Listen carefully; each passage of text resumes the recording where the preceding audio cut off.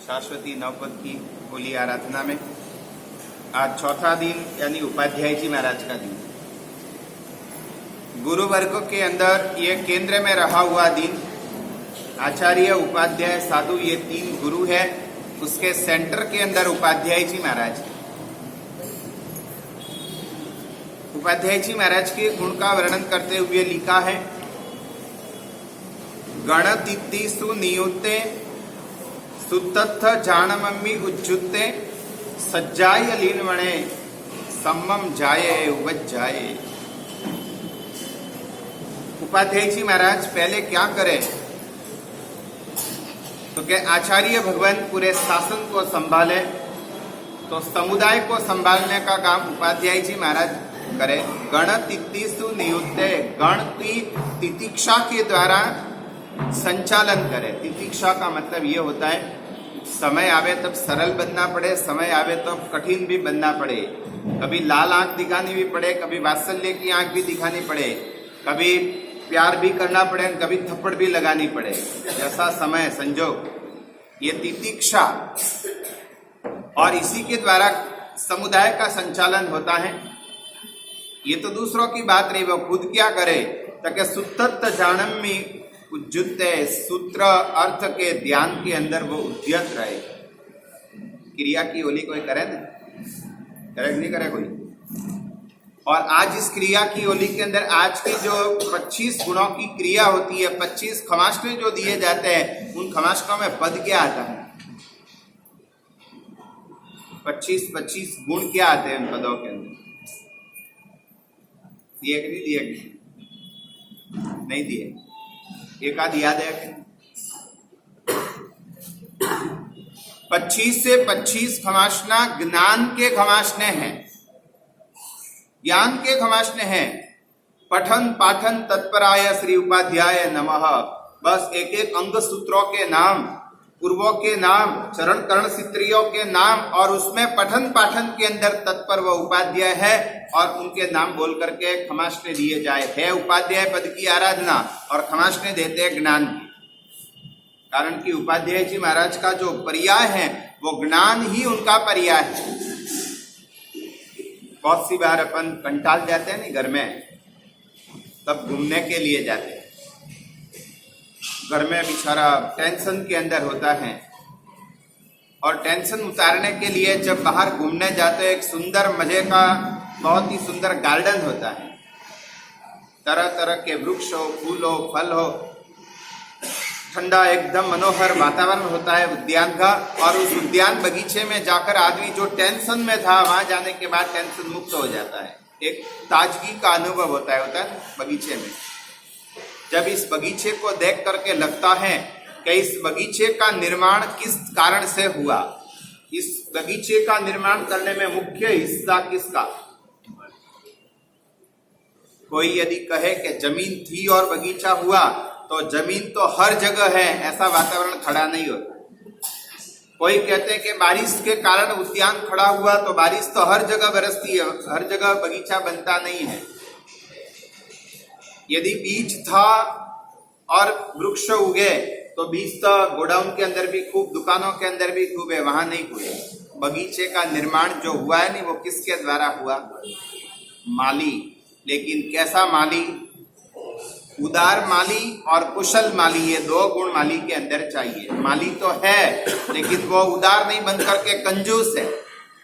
उसके हाथ में बीज आया पर अपने पास में ही रखा है, उसको छोड़ने की तैयारी नहीं है, जमीन के अंदर डालने की तैयारी नहीं है, कंजूस है, छोड़ता नहीं है, तो वो बोलो उद्यान बनेगा। और मान लो कि उदारता लाकर के बीज जमीन के अंदर डाल दिया, अब उसकी सार संभाल नहीं करता है, डाल दिया, न तो खाद दे, पानी दे, सुरक्षा करे, कुछ भी न करे, तो उद्यान बगीचा बनेगा। अब उसकी कुशलता चाहिए, होशियारी चाहिए।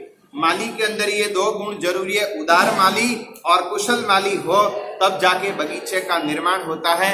आज अपना जिन शासन जो हरा भरा दिखाई दे रहा है, लगता है ना जिन शासन हरा भरा, अभी वो गीत चल रहा है, जिनवर तारू शासन। ये हरा भरा जो शासन बना है, तो ये शासन बनने के अंदर हरा भरा बनाने का श्रेय यदि किसी को जाता हो तो वो उदार माली और कुशल माली के रूप में है उपाध्याय जी महाराज, कि जिनके पास ज्ञान का वारसा आया, माली के पास बीज आया, ऐसे ही उपाध्याय जी महाराज के पास में ज्ञान आया, वो कंजूसाई करके अपने पास में न रख करके उन्होंने दूसरों को दिया। ज्ञान देते रहे और कुशलता पूर्वक उसका संचालन करते रहे, जिसके कारण आज जिन शासन हरा भरा बना है। आदमी रक्त दान करता है, नेत्र दान करता है, यहाँ तक कि किडनियों के दान भी करते हैं। एक अपेक्षा से गिन सकते हैं कि वो दान एक दान है, लेकिन इनसे भी बढ़कर के सबसे बड़ा दान रहता है श्रुत दान, ज्ञान का दान देना। रक्त दान भी ठीक है, किडनी का दान भी ठीक है और नेत्रों का दान भी है, लेकिन सबसे प्रधान दान हो तो वह श्रुत का दान, ज्ञान का दान देना। आदमी को यदि समझण ही नहीं है, ज्ञान ही नहीं है, तो जो अपन ने उसको दिया है उसका वो अपाय भी कर लेगा, दुरुपयोग भी कर लेगा। इसलिए उपाध्याय जी महाराज श्रुत दान का दान दे रहे हैं। हम जीवन के अंदर लक्ष्मीपति, लक्ष्मी नंदन या लक्ष्मीदास के लक्ष्मीधर नहीं बनोगे तो चलेगा, लेकिन श्रुतधर बनना जरूरी है। लक्ष्मीवान आदमी बनता है नहीं, जैसे वो लक्ष्मी खर्चेगा तो दुनिया में पूजा जाएगा, यदि वो लक्ष्मी को खर्चेगा नहीं तो दुनिया पूजेगी। मगर श्रुत ज्ञान जिसके पास में रहेगा, वो श्रुत ज्ञानी जहां जाएगा वहां पूजा जाएगा। इसलिए लिखा है कि सबसे पहले श्रुत ज्ञानी बनना। दिमाग को शार्प बनाने के लिए, बुद्धि को बढ़ाने के लिए क्या खाते हो आप? बादाम। लोग कहते हैं कि बादाम खाने से बुद्धि बढ़ती है, स्मृति स्मरण शक्ति तीव्र बनती है। अब कहते हैं कि यह नियम सबके लिए एक समान नहीं लागू पड़ता, और कितनी बादाम खाओ तो बुद्धि बढ़े, जितनी ज्यादा खाओ उतनी ज्यादा बढ़े। एक आदमी को मात्र 3 बादाम पर्याप्त है, मात्र 3 बादाम। अब वो बादाम खाने से याद शक्ति बढ़े कि न बढ़े कोई गारंटी नहीं है, मगर उपाध्याय जी महाराज की यदि दिल देकर के आराधना की है, उनकी जो भक्ति की है, तो जरूर अपने ज्ञान के क्षेत्र में वृद्धि होगी, स्मरण शक्ति भी बढ़ेगी। बादाम की कोई गारंटी नहीं। आज जब घमासना दिया नहीं, तब एक सोचने जैसी बात उपाध्याय जी महाराज के लिए लिखी। तप सज्जाए रत सदा 12 अंगनो ध्यातारे, उपाध्यायते आत्मा जग बंधव जग भ्रातारे। इसमें प्रारंभ के अंदर क्या लिखा? 12 अंगनो ज्ञाता के ध्याता। क्या लिखा है? ज्ञा के ध्या, ध्याता, ज्ञाता नहीं लिखा है। 12 अंगनो ध्याता, ज्ञाता नहीं लिखा। यदि ज्ञाता शब्द लिखते हैं तो खाली उन्होंने ज्ञान लिया है, मात्र ज्ञान लिया है, पढ़े हैं, अब उसका उपयोग करे कि नहीं करे उसकी कोई गारंटी नहीं। यहाँ ज्ञाता नहीं ध्याता लिखा है। ध्याता का मतलब उन्होंने पढ़ने के बाद जीवन में आचरण में लाया है, खाली पढ़े ही नहीं है। 12 अंगों को वो पढ़े नहीं है, पढ़ने के बाद जीवन के अंदर आचरण लाया, ध्याता शब्द लिखा, और उसके बाद सोचने जैसी बात लिखी, जग बंधव जग भ्राता रे। ये उपाध्याय जी महाराज हमारे लिए कैसे है? जग बंधव और जग भ्राता। बंधु और भ्राता, थोड़ा दिमाग लगाना, दोनों में फर्क क्या है? आप बंधु किसे कहते हो, तो भ्राता किसे कहते हो? भ्राता का मतलब क्या है, बंधु का मतलब? जब दोनों का अर्थ एक ही हो तो 2 शब्द लिखने की आवश्यकता क्यों पड़ी? लिखा है ना, जग बंधव जग भ्राता रे। उपाध्याय जी महाराज कैसे हैं? तो कि जगत के जीवों के बंधु हैं और भ्राता हैं। बोलो, बंधु किसे कहे ना भ्राता किसे? या मित्र को बंधु कहे? शब्दों के मर्म को पकड़ना पड़े। बंधु का अर्थ ये रहता है जो मात्र आश्वासन देता है, समझ रहे हो? मात्र आश्वासन देता है, सहायक नहीं बनता। जो आश्वासन देता है, मीठे मीठे शब्द बोल करके आश्वासन देता है, वो है बंधु। और जो सहायक बनता है, भले मीठा बोलना उसे नहीं आता, बोलने की कला उसके पास में न हो, लेकिन सहायक बनता है, जो सहायक बनता है वो है भ्राता, और जो मात्र आश्वासन देता है वो है बंधु। अब आप दुनिया में देख लेना कौन आपके भ्राता है ना कौन बंधु, भेद हो जाएगा। उपाध्याय जी महाराज हमारे लिए दोनों हैं, जग बंधव जग भ्राता।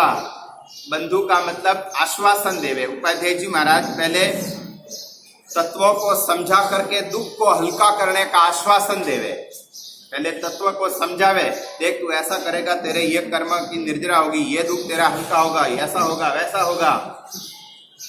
प्रारंभ के अंदर शास्त्र में लिखा गया है कि किसी आदमी को धर्म में जोड़ना हो नहीं, आप बच्चे को धर्म के अंदर जोड़ते हो और सामने क्या बताते हो उसे?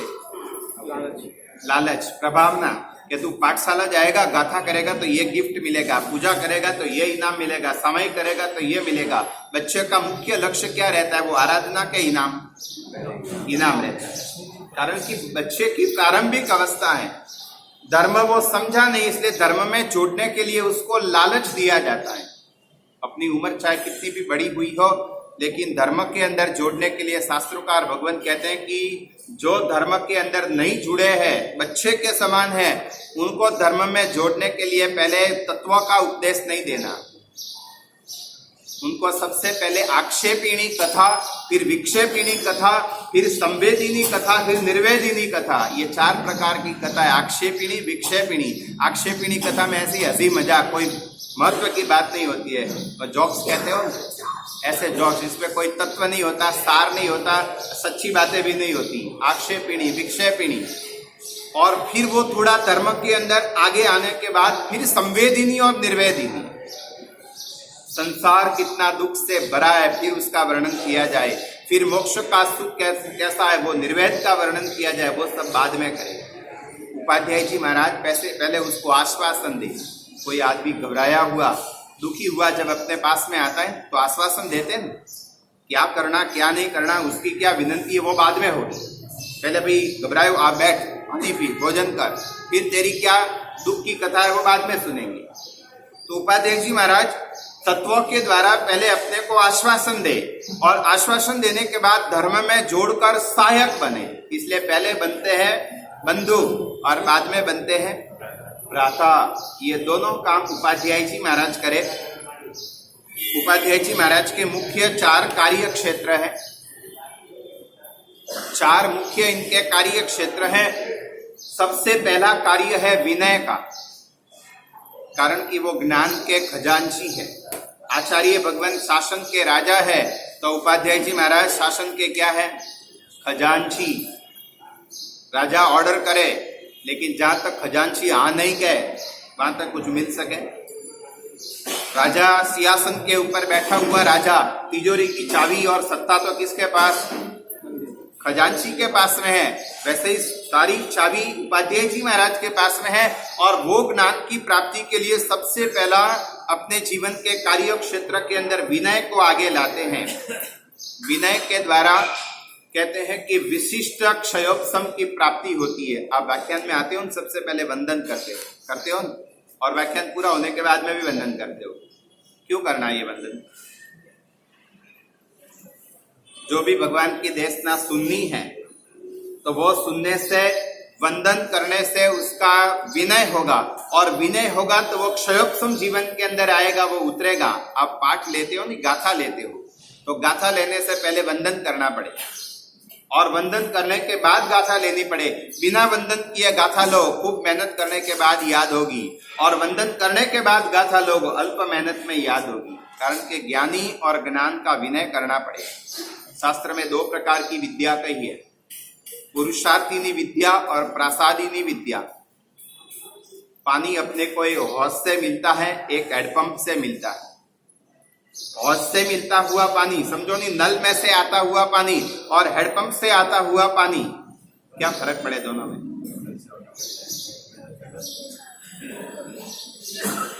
नल से पानी जो आता है नहीं, उसमें मेहनत नहीं करनी पड़ती। हैंडपंप से पानी आता है, उसमें मेहनत करनी पड़ती है। पुरुषार्थिनी विद्या, जिसमें मेहनत करने के बाद में विद्या चढ़ती है, ज्ञान चढ़ती है, खूब गोखना पड़े, खूब मेहनत करनी पड़े, कितनी तो बादाम खानी पड़े, तब जाकर के याद होता है। वो रहती है पुरुषार्थिनी विद्या। और दूसरी रहती है प्रासादिनी विद्या, मेहनत करने की आवश्यकता नहीं, इतना विनय करे कि गुरु उसके ऊपर हाथ रखे, ऐसा आशीर्वाद दर्शावे कि बिना मेहनत किए बिना गोखे उसको याद हो जाए। लेकिन पहले विनय करना पड़े। तीर्थंकर भगवान गणधरों के ऊपर मात्र हाथ रखते हैं, उपनयवा, विघ्नयवा, दुबैवा 3 पद देते हैं और ऐसा हाथ रखते हैं कि द्वादशांगी की वो रचना करे पुरुषार्थी ने। लेकिन प्रासादिनी विद्या, गौतम स्वामी के पास में ये अनंत लब्धियां जो आई नहीं, वो सब विनय के द्वारा लब्धियां आई। बाकी गौतम स्वामी को जंगल में साधना करने नहीं गए, वो विद्या लेने के लिए गए थे। जैसी दीक्षा ली, भगवान के चरणों में विलीन बन गए, नम्र बन गए, भगवान कहे वो तहती किया।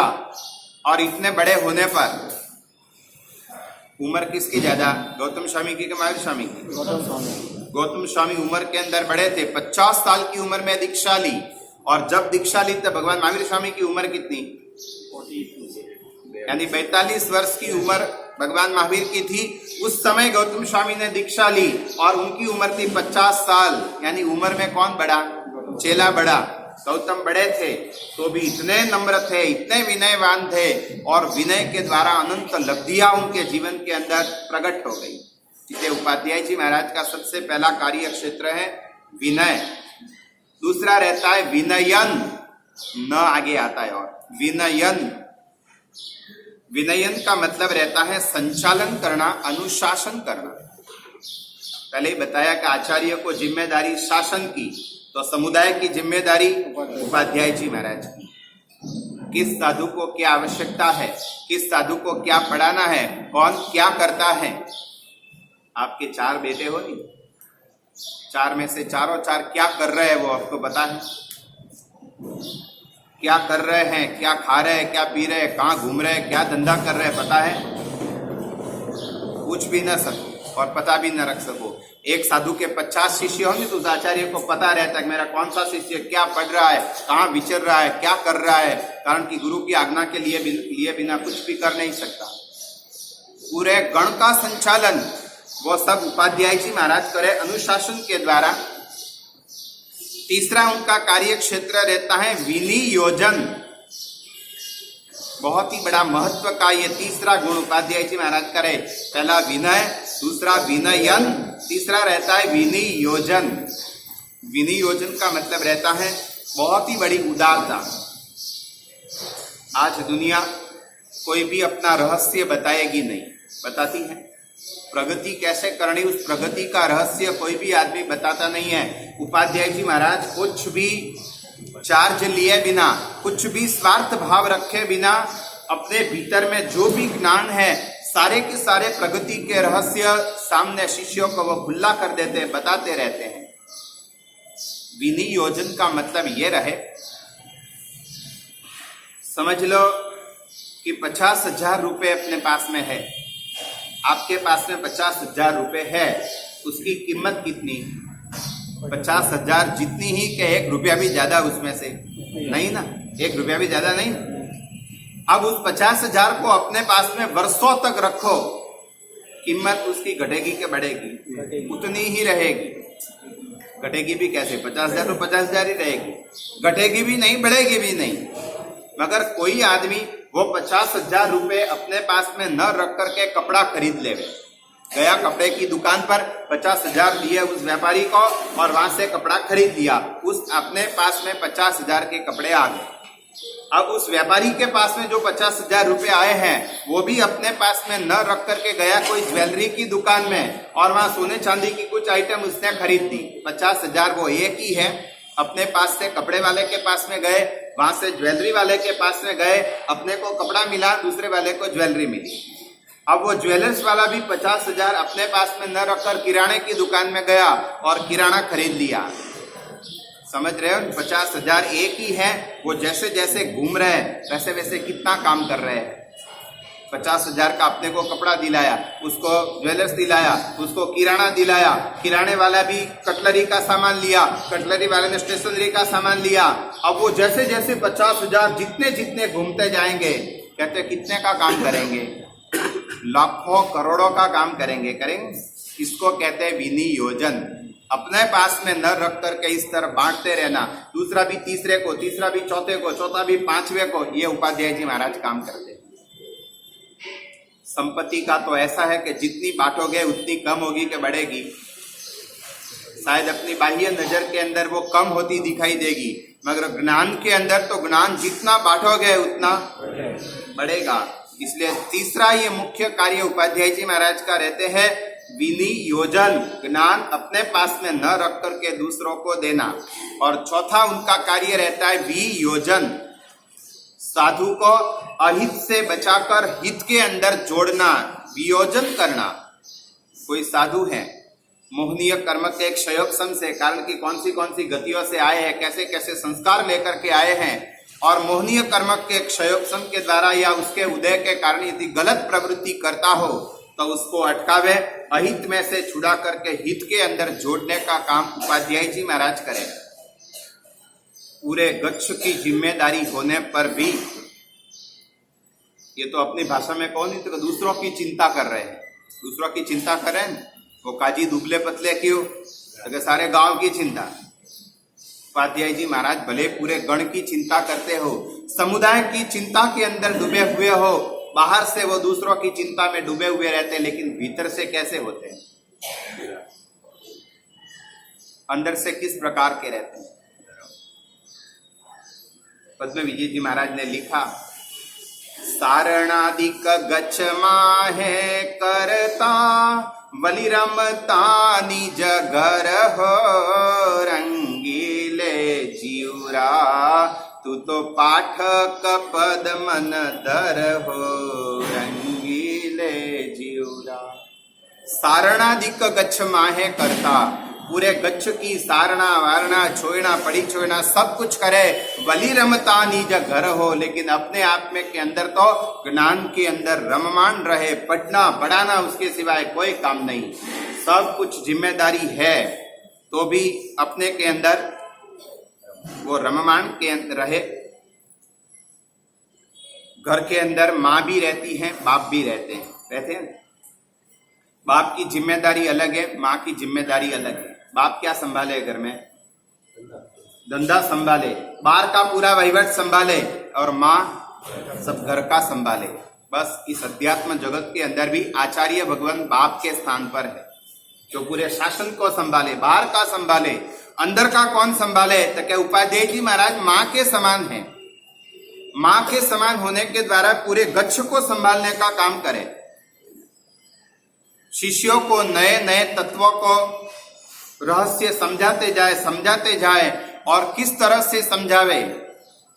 छोटे बच्चे को देखा होगा, आपको तो पता नहीं, माताएं जो रहती है बच्चे को स्नान कराती है, ठंडी के दिनों तो गरम गरम पानी से स्नान करावे, और गरम गरम पानी जब बच्चे के ऊपर डाले नहीं, उसके पहले माँ क्या करती है, अपना हाथ रखती है, वो गर्म पानी हाथ पर डालती है, यानी छोटा बच्चा उस गर्म पानी को सहन न कर सके, इसलिए माँ हाथ पर पानी डालती है, और हाथ पर डाला हुआ पानी फिर बच्चे के ऊपर आता है, यानी गरम गरम वो सहन करती है।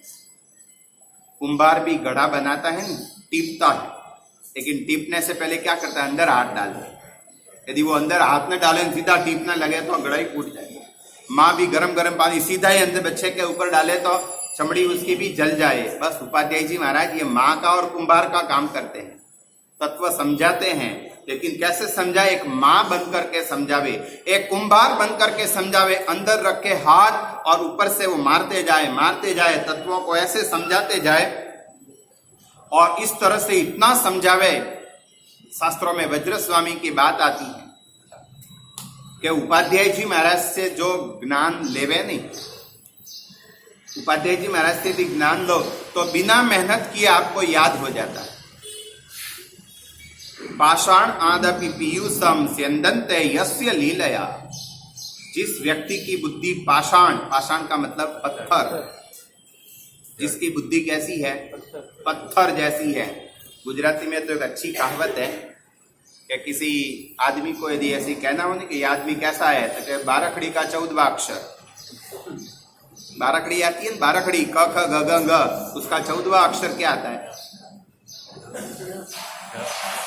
ये मैंने जल्दी समझ गई, ढ। ढ का मतलब डपोल कहो क्या डड़ा कहो, जो भी कहो, इसमें कम हो, पत्थर जैसी जिसकी बुद्धि हो, खराब न लगे सामने वाले को, इसलिए कोडवर्ड भाषा में कहते हैं 12 कड़ी का 14वां अक्षर है। और ऐसे 14वें अक्षर वाले बुद्धि के डोर बने हुए पत्थर जैसी बुद्धि हो और उपाध्याय जी महाराज की आराधना करे। पाषाणादपि पीयूषम संदन्ते यस्य लीलया, उनकी कृपा, उनकी लीला मात्र के अंदर उपाध्याय जी महाराज का अनुग्रह ऐसे बरसे कि पत्थर जैसी जड़ बुद्धि वाला भी होशियार विद्वान बन जाए। उपाध्याय जी महाराज का यदि वो विनय करे, उनकी भक्ति करे, उनके मुख से वो ज्ञान लेवे। वज्र स्वामी का प्रसंग सुनते हो नहीं कि जो शिष्य उनके गुरु से पाठ लेते थे, याद नहीं होता था, वो वज्र स्वामी के मुख से पाठ लिया और याद हो गया। गोखने की भी आवश्यकता नहीं होती थी, उनके मुख से पाठ लेवे और तुरंत याद हो जाता था। उन्होंने भी इतना क्षयोपशम किया हुआ था, पूर्व भव के अंदर ज्ञान की खूब आराधना की थी। इस कारण से ज्ञान उनके अंदर इतना परिणत हुआ था। उपाध्याय जी महाराज द्वादशांगी को धारण करते हैं, जीवन के अंदर, आचरण के अंदर लेते हैं। कहते हैं कि संगीतकार जब गीत गाता है ना, कोई भी गीत संगीतकार को गाना होता है, सीधे सीधा गाता है वो, पहले उस गीत की प्रैक्टिस करता है और आलाप संलाप को एकदम जमाता है, व्यवस्थित करता है। एक एक अक्षरों के अंदर वो डीप में पर्याय के अंदर उतरता है, फिर जाकर के वो गाता है नहीं तो उस गीत की मजा आती। उपाध्याय जी महाराज जब ज्ञान देते हैं नहीं, खाली वो पुस्तक में लिखा है ना वो बताते हैं, ऐसा नहीं, पहले उसके पर्यायों के अंदर खूब डीप में उतरते हैं। एक एक उनके अणु परमाणुओं के अंदर वो ज्ञान को उतारते हैं, पूरा परिणमन करते हैं और परिणमन करने के बाद फिर शिष्यों के अंदर वो देते हैं। जगत गुरु हीरसुरी महाराजा की परंपरा के अंदर अनेकानेक उपाध्याय जी भगवंत बने। आज वर्तमान में थोड़ा एक मोह ऐसा हो गया आचार्य पदवी लेने का, और वो मोह भी इसलिए कहते हैं, वो मोह हमारा नहीं, आपके श्रावकों का मोह। श्रावकों के दिमाग में एक इतना बैठा हुआ है कि एक सामान्य खातमुहूर्त भी यदि कहीं कराना है नहीं तो क्या आचार्य चाहिए, आचार्य नहीं हो तो खातमुहूर्त नहीं होता है। हाँ, आचार्य को ही लाना पड़ेगा, आचार्य नहीं होगा तो खातमुहूर्त नहीं होगा, शिलान्यास नहीं होगा, है ना आपके दिमाग में फिट। पन्यास हो तो नहीं चले, उपाध्याय हो तो नहीं, आचार्य ही चाहिए।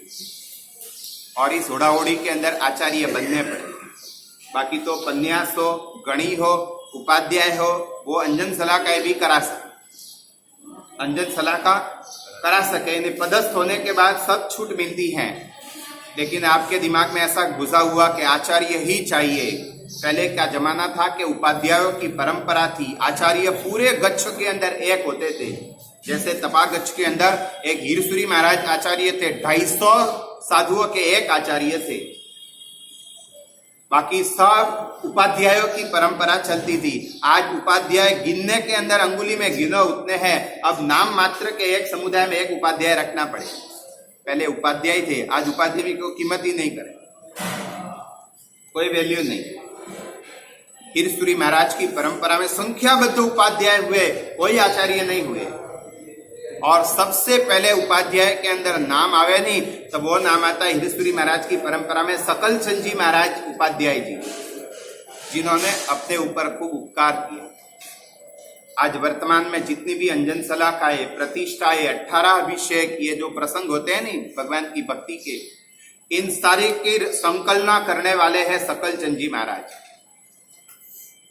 आगमों में से सब ढूंढ के ला करके, आचार दिनकर ग्रंथ में से भी ढूंढ ला करके ये सकल चंद जी महाराज ने इनकी संकलना की। आज वर्तमान में अंजन सला का प्रतिष्ठा, 18 अभिषेक जो हो रहे हैं, इन सब की संकलना करने वाले सकल चंद जी महाराज है।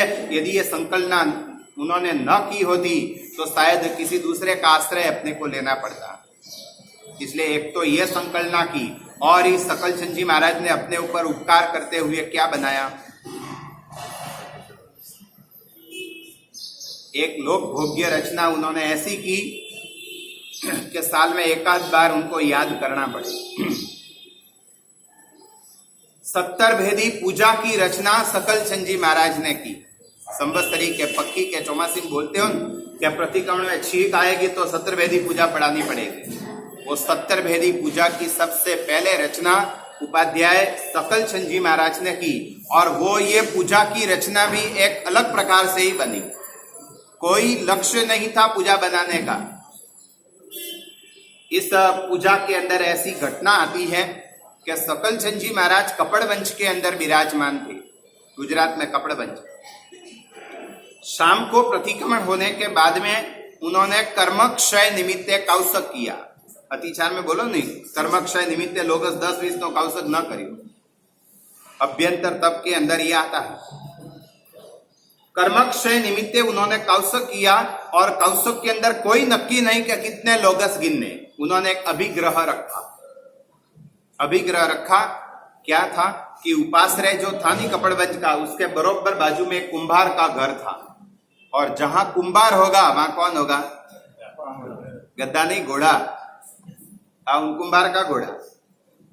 जहां कुंभार होगा वहां गद्दा तो होगा ही। तो उपाध्याय जी महाराज ने देखा कि बाजू में जो कुंभार रहता है नी, इसका जो गद्दा है वो जहां तक भूखेगा नहीं, भूखता है कुत्ता बसता है न, गद्दा भौंकता है, वो गद्दा नहीं भूखेगा वहां तक कौसक पारना नहीं। अब उसमें कितने लोगस होंगे कोई नक्की नहीं, कितने टाइम तक वो कौसक होगा कोई नक्की नहीं। अभिग्रह है। आणेनम मोणेनम जानेनम अपाणम बोसिरामी कौसक में खड़े हो गए, और योगानुयोग बना ऐसा कि कुंभार को मटकों का ऑर्डर आया था, मिट्टी लानी थी, शाम को ही गद्दा लेकर के बाहर चला गया, और वो सुबह ही आने वाला था। उपाध्याय जी महाराज तो कौसक में खड़े हैं। अब उनके मन में कोई विकल्प नहीं कि वो गद्दा कब आवे, कब भूगे न कब कौसक पालू। संवत्सरी का कौसक करते हो किया था, खड़े खड़े बैठे बैठे। हाँ, खड़े खड़े करो नहीं, और एक बैठे बैठे करे लोग। और बैठे बैठे करे नहीं, उस समय थोड़ा चेकअप करना पड़े कि पीछे की कमर की इंच मापनी पड़े। कितने लोगस का कौसक? 40 लोगस, एक ऊपर नौकार। 40 में से 20 लोगसों ने वहां तक तो मुद्रा बरोबर। जैसे ही 20 लोगस के बाद धीरे धीरे धीरे थोड़ी इंच घटने लगे।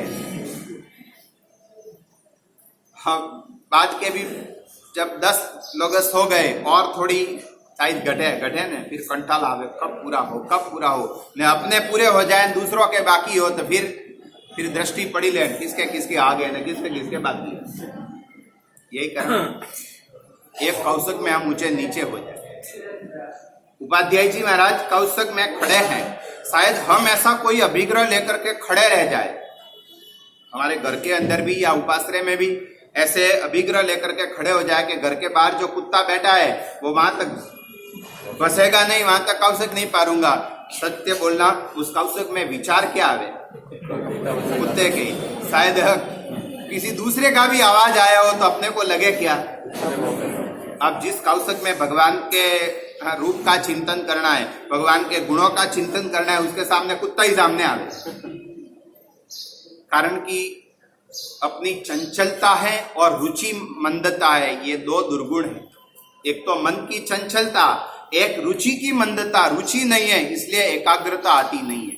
उपाध्याय जी महाराज के अंदर रुचि भी थी और चंचलता भी नहीं थी। बाकी यहाँ से बाहर निकलने के बाद किसी गप्पे लगाने में खड़े रह जाओ या किसी की निंदा करने में खड़े रह जाओ तो कितना टाइम जाए आपको पता भी नहीं। वो संवत्सरी के 3 कौसक बीत जाए तो भी वहां से चलने का नाम नहीं लो। खड़े खड़े संवत्सरी के आपके 3 कौसक हो जाए, वहां अपने को रुचि है और बड़े आनंद से सुनना है दूसरों की बातें। उपाध्याय जी महाराज खड़े हैं। अब कहते हैं कि आनंद गंजी महाराज लिखते हैं कि अपना मन जो है नी, मन इसको कंट्रोल में 48 मिनट तक रख सकते हो, इसके बाद नहीं। मन को पकड़ पकड़ करके 48 मिनट तक एक ध्यान के अंदर केंद्रित रख सकते हो, फिर ये ध्यान से ध्यानांतरिका में चला जाता है, दूसरे विचारों में मन चला जाए। उपाध्याय जी महाराज सकल चंद जी ने 48 मिनट तक तो मन को जोड़ जोड़ के पकड़ पकड़ के रखा। अब जैसे ही ध्यानांतरिका चालू हो, उसके पहले ही उन्होंने अपने मन को भगवान की भक्ति में जोड़ दिया। ये मन किसी दूसरे विचारों में जाए इसके बजाय भगवान की भक्ति में जोड़ दिए। और शास्त्रों में पंचोपचारी पूजा, अष्टोपचारी पूजा, 17 प्रकार की पूजा, 21 प्रकार की पूजा, 108 प्रकार की पूजा, ये सब पूजाएं आती है, वो उनको पता था। शास्त्रीय रागों का भी मुहावरा था और अपना मन जोड़ दिया पूजाओं के अंदर और 17 प्रकार की पूजाओं की रचना खड़े खड़े कौशक ध्यान में करने लगे। एक पूजा की रचना, दूसरी रचना, तीसरी रचना, सारी रात कौशक में खड़े हैं और वो पूजा की डाले रचना करते जा रहे हैं। अब वो कुंभार और गद्दा आया कि नहीं आया, भूखा कि नहीं भूखा, कोई विकल्प ही नहीं। पूरी रात के अंदर पूजा की रचना हो गई। सुबह हुई, कुंभार आया, गद्दे को बांधा और जैसे ही बांधा कि गद्दा भूगने लगा और जैसे ही भूखा कि इन्होंने कौशक पारा और कौशक पार के देखते हैं तो 70 भेदी पूजा की रचना तैयार। एक कौशक ध्यान के अंदर खड़े खड़े सकलचंद जी महाराज ने ये 70 भेदी पूजा की रचना की। अंतिम में गायो गायो का जो कलश आता है नी, उसमें उन्होंने खुलासा किया, सकल मुनीसर कौशक ध्याने एह पूजा विरचाया।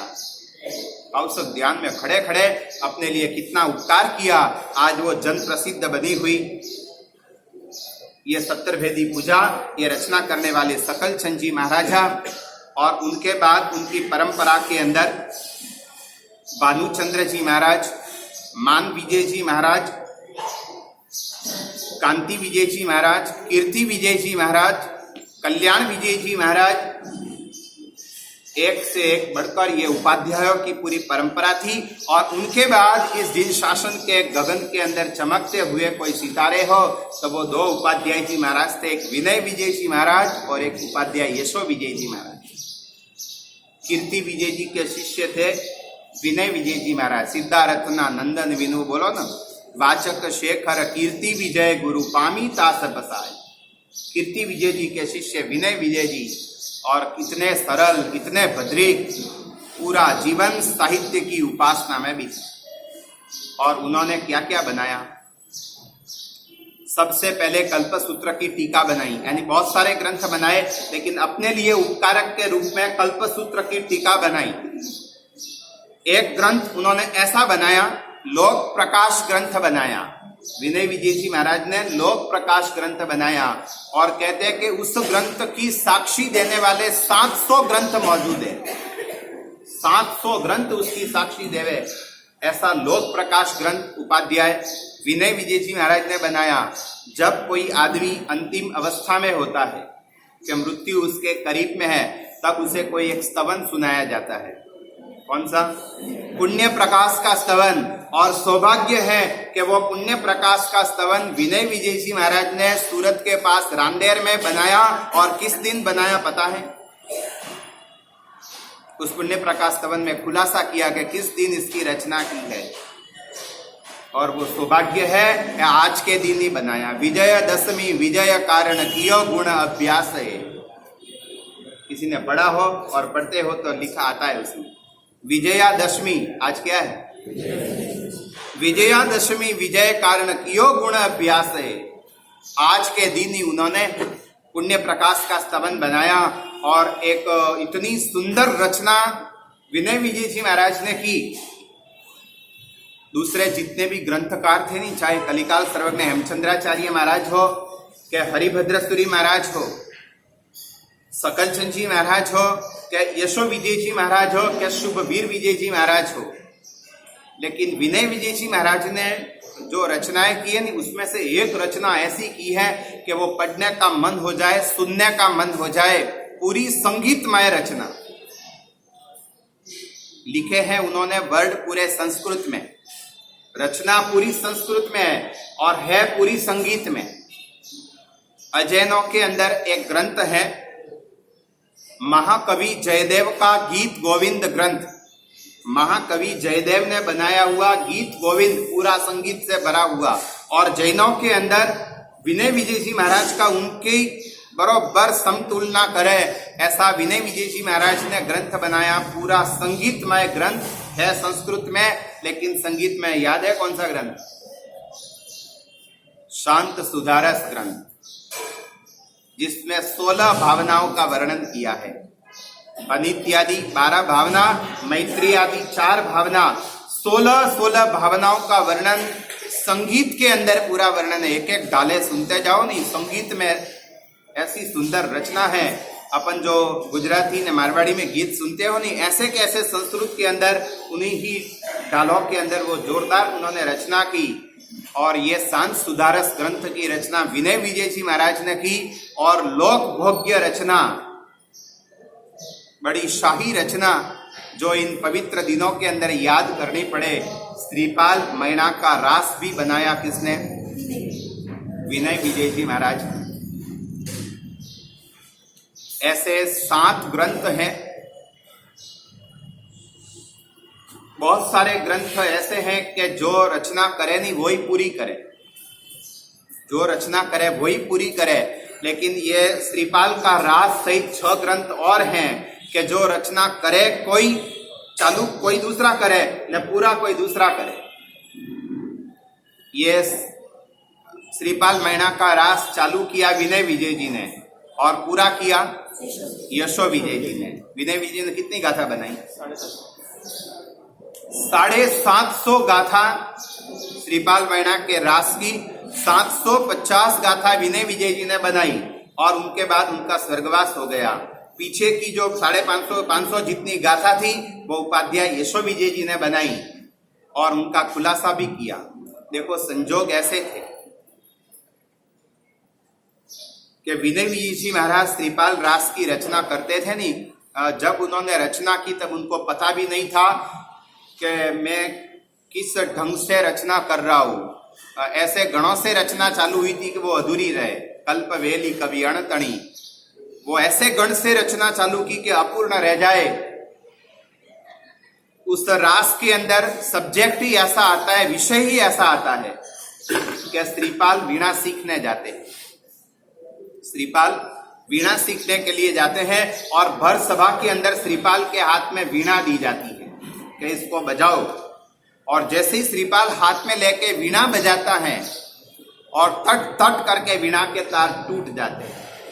विनय विजय जी महाराज लिखते हैं उनके लिए, वीणा एक अनुपम दीदी तस करे, देखाड़े स्वर नाद ठिकाना आदरे, त्रट त्रट टूटे तात गमा जाए खसी, ते देखी विपरीत सभा सगली हसी।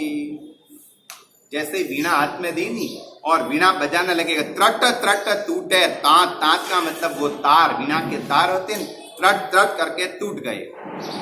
और ये देख करके सभा हंसने लगी। यहाँ वीणा के तार टूटते हैं और विनय विजय जी महाराज की आयुष्य रूपी वीणा के तार भी टूट जाते हैं। त्रट त्रट करके वो शब्द लिखते हैं कि श्रीपाल की वीणा के तार टूटे और यहाँ इनकी वीणा के तार भी टूट गए। बस 750 गाथा हुई और रचना अटक गई। फिर यशो विजय जी ने हाथ में लिया, तीसरा खंड अधूरा था और वो अधूरा उन्होंने जैसे तैसे धक्का लगा करके पूरा किया और बाद में खुलासा किया उन्होंने। रास में खुलासा आता है, सार्ध सप्त सत गाथा विरची ते पहुंचिया देवलोके जी, तेमना गुण गावे छे गोरी मिली मिली थोके थोके जी, रास थाक तो पूर्ण की दो तास वचन संकेते जी। सार्ध सप्त शत 750 गाथा की रचना करने के बाद वो स्वर्गवासी हो गए। उनके गुणगान देवलोक के अंदर अप्सराएं गा रही हैं। तास वचन संकेते जी, मुझे पहले वचन दिया था मैंने, इसलिए थका हुआ यानी अटका हुआ ये रास मैं पूरा कर रहा हूं।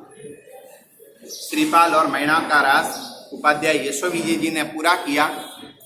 यशो विजय जी महाराज को दीक्षा नए विजय जी ने दी, बड़ी दीक्षा देवसूरी महाराज ने दी और उपाध्याय पदवी प्रभसूरी महाराज ने दी।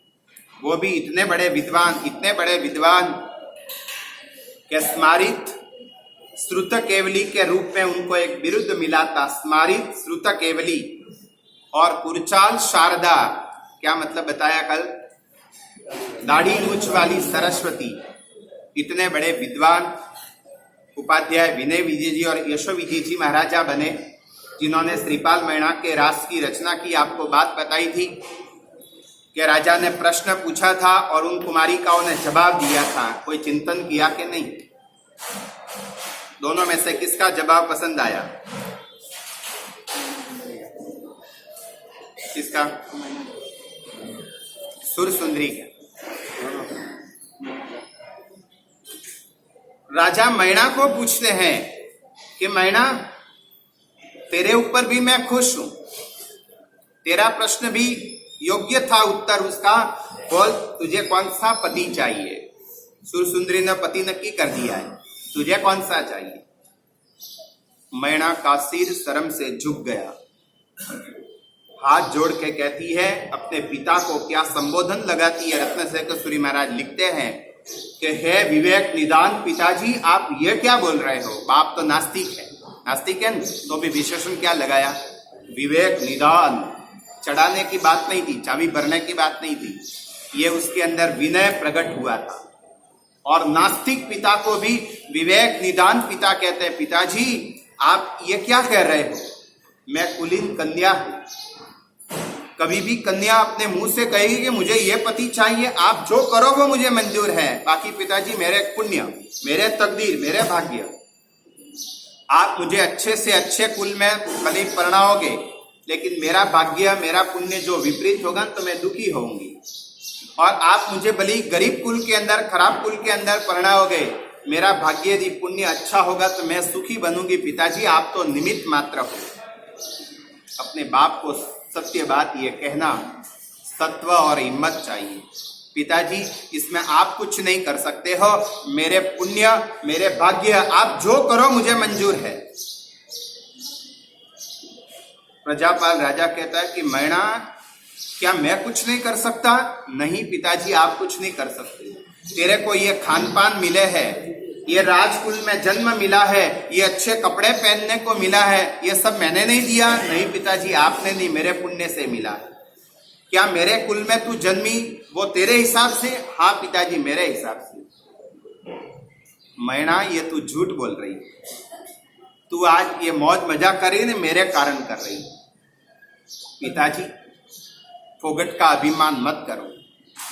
जब मेरा जन्म हुआ नहीं तो सैकड़ों कन्याओं का उसी समय में जन्म हुआ था, लेकिन सब आपके कुल में थोड़ी जन्मी, मैं ही जन्मी हूं, कारण कि मेरे पुण्य थे, उन कन्याओं के पुण्य नहीं थे।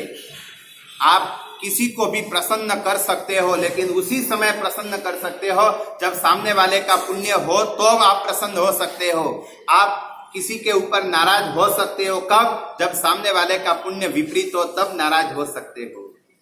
खाली ये बात सुनना मत, थोड़ा माइंड से सोचना। पुण्य और पुरुषार्थ दो चीज है, आप किसको मानते?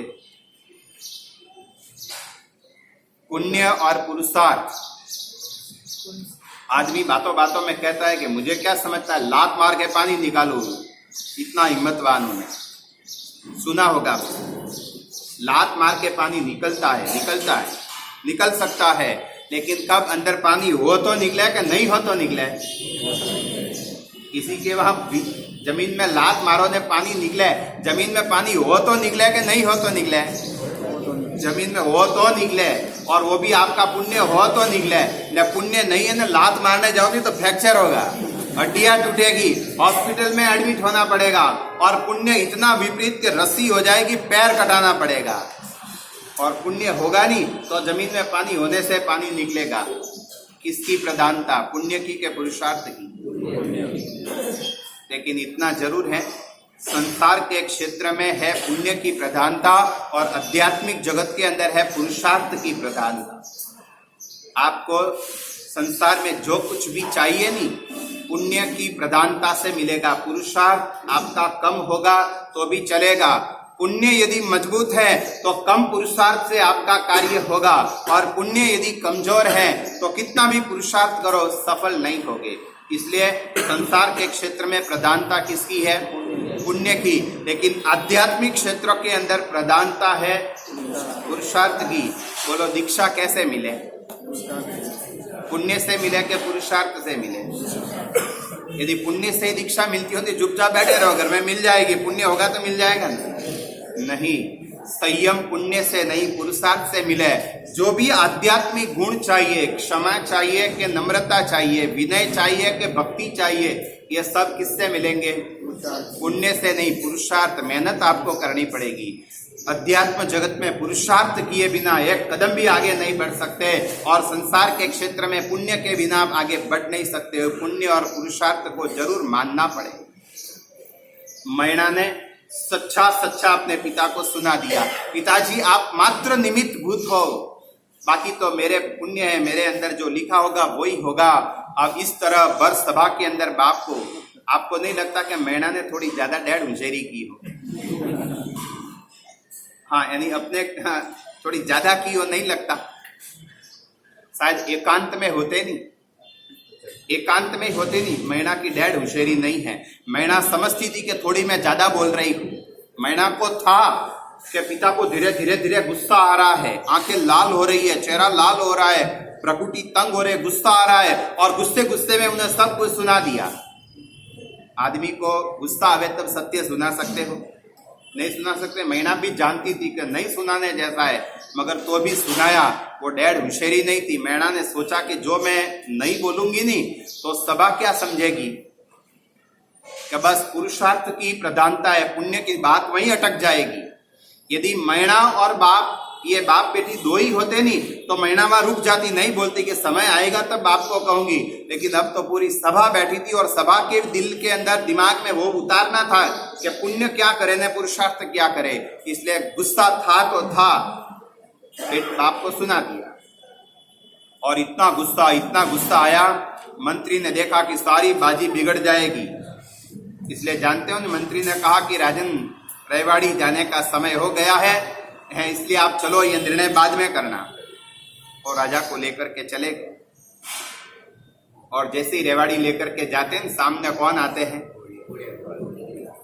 700 कोड़ियों का अग्रसर जो था नहीं, वो आगे आया, धूल उड़ रही थी, आगे आया और सीधा मंत्री को मिला। प्रजापाल राजा ने पूछा, भाई ये कौन है? तलाश की कि ये 700 कोड़िए आ रहे हैं, और उनका अग्रसर आगे आया। मंत्री ने पूछा, भाई तुम कौन हो? तो के 700 कोड़िए है, हमारा उम्बर राणा वो राजा है। उदुम्बर नाम की एक चमड़ी का रोग था, उदुम्बर जाति की, और वो उस श्रीपाल को लगा था, इसलिए उम्बर उसको कहते थे। कोड जर रहा था। कहाँ जा रहे हो? तो कि हम तो बस ये नगरी में ही जा रहे हैं। क्या काम है? तो ऐसे काम तो कुछ नहीं है, हमारे उम्बर राणा की कृपा से सब कुछ अच्छा है, लेकिन हमारे उम्बर राणा को क्या नहीं है? पत्नी नहीं है, रानी नहीं है, इसलिए यहाँ के राजा के पास रानी मांगने जा रहे हैं। वो मंत्री कहे, तुम्हारे में अक्ल है क्या? नहीं। क्या मांगनी करते हो? थोड़ा दिमाग तो रखो। पैसों की मांगनी करो तो मिलेगी, कपड़ों की मांगनी मिलेगी, भोजन की मांगनी मिलेगी, यहाँ तक कि मकान की मांगनी करो तो मिल जाएगी। कन्या की मांगनी, और वो भी राजा के पास, जाओ यहाँ से, नहीं मिलेगी कन्या तुम्हें। तुमको कुछ दूसरा चाहिए तो दे देंगे। वो कोड़िया का अग्रसर कहे कि मंत्री जी आप क्यों मना कर रहे हो? तुम नहीं तो तुम्हारा राजा देगा, हम तो राजा के पास जाएंगे। तुम मना कर रहे हो नहीं, हम तो सीधे राजा के पास जाएंगे और राजा से मांगेंगे। और मंत्री के दिमाग में लाइट चली, जिस अनिष्ट का निवारण करने के लिए यहाँ आए थे वही अनिष्ट होने वाला है।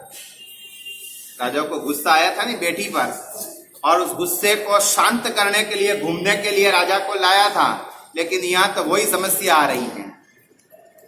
देखेंगे आगे वो कोड़िए कैसी मांगनी करते हैं, राजा उनको क्या देते हैं, यहाँ कैसा विवेक है वो देखने को मिलेगा। श्रीपाल मैना के जीवन के अंदर क्या गुण है, पूरी कथा कोई सुननी नहीं है, लेकिन उनके अंदर क्या क्या गुण रहे हुए हैं और वो गुण अपने भीतर के अंदर लाने हैं। आज उपाध्याय जी भगवान की आराधना 25 गुणों के द्वारा अपने भीतर में खूब ज्ञान को अर्जन करे, ज्ञान की आराधना करे। उपाध्याय जी महाराज की आराधना करते हुए आगे बढ़कर के सच्चे ज्ञानी बने और उस मार्ग के ऊपर चले। यही शुभ मंगल कामना।